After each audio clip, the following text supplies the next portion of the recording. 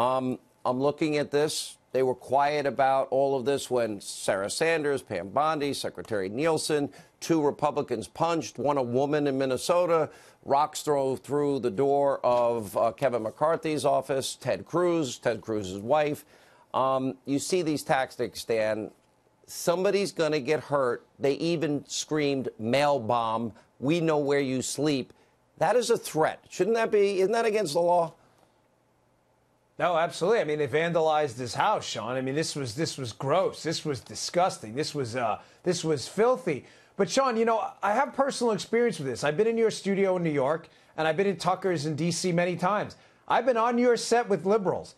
There have been some spicy debates on your set. You know what happens in the green room? Everybody shakes hands, says, I'll see you the next time. There's got to be a red line here. You know, I appreciate some of the talking heads on the Democrat side who spoke out against this, but this has to be universal, Sean. I mean, when this pipe bomb guy recently was engaged in this stuff. They reported that one because they thought they could blame that on Trump, like the synagogue shooting. Right. They could blame on Trump. Of course, the synagogue shooter was anti-Trump because he's pro-Israel. Yes, and the condemnation was universal on our side. People have to speak out and draw a red line against this. What happened at Tucker's house last night was an abomination. It was disgusting. You know, and let me say, there was a report on Mediaite tonight, Dr. Gorka, that a CNN anchor apparently is receiving threats. No conservative. We don't want you. You're not a conservative if you're sending threats to people, period. Yeah. No, we have no room for it. No. Now, we have over at Conspiracy TV, MSNBC, Rachel Maddow is now encouraging people to go out and protest today, part of a MoveOn.org effort. That's, you know, General Betray Us, the same people that, you know, featured elderly women vowing to, you know, private part punch Mitt Romney and burn this mother effer down, and ads comparing Bush to Hitler. So this is the network Tom Brokaw is proud of? This is this person, Maddow, claiming she's a news person? Really? Well, she's not a news person. Sean, there is a direct line between Jim Acosta's behavior at that press conference and what happened at our friend Tucker's house. These people are repeatedly crossing the line of what is acceptable. Whether you're a reporter in the White House or whether you're a demonstrator in D.C., they're undermining or they're broadening what is called the Overton window, meaning the list of things that are deemed acceptable. This behavior, Jim Acosta's behavior, or the behavior at Tucker's house, would have been deemed absolutely unacceptable just 2 years ago. Well, but when you get Maxine Waters... Listen, they're throwing up that's doxing.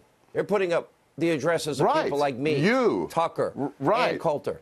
And I understand. You know, I will say another thing here. You know, when people, CNN will say, well, we're called fake news. They are. They're not news. They're opinion. Well, Larry King said it. Larry King said it. When crowds chant they suck, that's not violent. Or the president says fake news is the enemy of the people. I take that to mean you're performing a disservice by lying to people. That's all that is. They're not, and those are words. This is a call to action, like Maxine Waters. Yes. This is the direct result. The vandalism, the intimidation of a woman by herself at home is the direct result of Maxine Waters' incitement to do this, to harass people who are conservatives, and also Eric Holder, the former Attorney General of the Obama administration. Yeah. I'll give you the last word, Dan, but I have a word for conservatives. Yeah. Don't kick them. Don't get in their faces.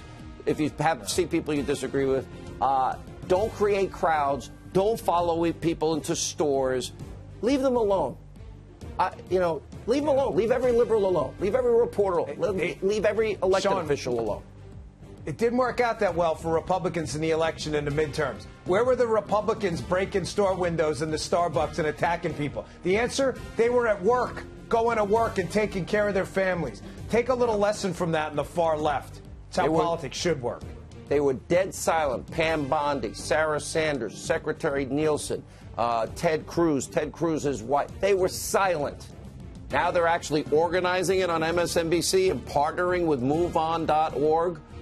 Bush's Hitler. It's pretty disgusting. Not journalism.